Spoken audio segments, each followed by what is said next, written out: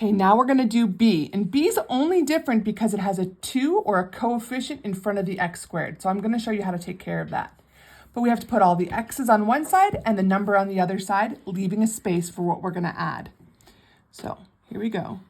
2x squared, subtract 12x from both sides to get the 12x on this side, minus 12x plus something equals, now subtract 50 from both sides, negative 50 minus 50, 50 plus something over here that we don't know. But before we do anything, maybe we should divide everything by 2 because we have this 2 in front. So we're going to divide this nomial by 2, this one by 2, and this one by 2 because that's what we have. And we'll get x squared minus 6x plus, we don't know yet, equals negative 25. All right, now it's time to complete the square.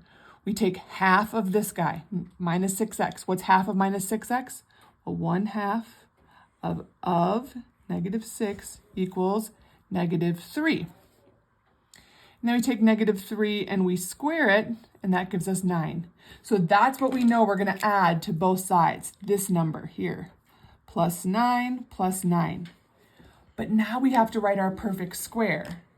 And what number are we going to use to write our perfect square? We're going to use the half of the coefficient, and it's negative. So we're going to write x minus 3 squared equals, and on this side we have a negative 50. We have a negative 25, and then we had a plus 9.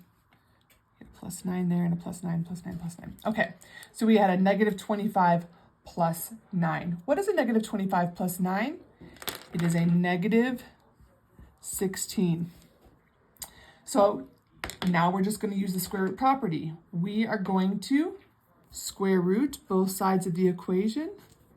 This will cancel out that 2, and we'll just have x minus 3 equals plus or minus the square root of negative 16. Now, what do we know about the square root of negative 16? Let's just do what we know about it. The square root of negative 16 is the square root of negative 1 times the square root of 16. That's an I, an imaginary number, and that's a 4. So what we have here is a 4i. So that means we'll rewrite it here, x minus 3 equals plus or minus 4i. To get our answer, x, we just have to add 3 to both sides, and our answer becomes x equals 3 plus or minus 4i. So both of your roots here are imaginary because it's either 3 plus 4i or 3 minus 4i. So they're imaginary answers. Last one, D. Here we go. X is on one side, number on the other. Leave space for the completing the square. X squared minus 3x. I'm going to add 5 to both sides. Going to leave a space here for something. Equals 5 plus something. I don't know yet what's going to go here and here, but I'm going to figure it out. And how do I do that? I take this negative 3 and I take half of it. That's negative 3 over 2.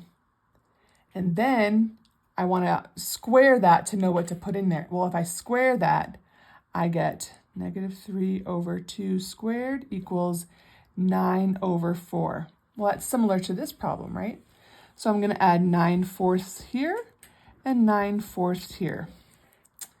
But when I go to write my complete square, my perfect square, I'm going to use this number. X minus 3 over 2. I don't use the number that I squared. I use the one that I got when I halved it. And I say squared. And on this side, I have to add that up. Well, what's 5 over 5 if we turn it into fourths? So 5 over 1, if we multiply that by 4 and multiply that by 4, we get 20 over 4 plus 9 over 4. That's 29 over 4. So on this side of the equation, we have 29 over 4. X minus 3 halves squared equals 29 over 4. Since we have a perfect square here, which we forced, we take the square root, it cancels out both of those, and we take the square root of this side. And it becomes x minus 3 halves equals plus or minus square root of 29 over 4. We have no i's in there because there's no negative inside the square root.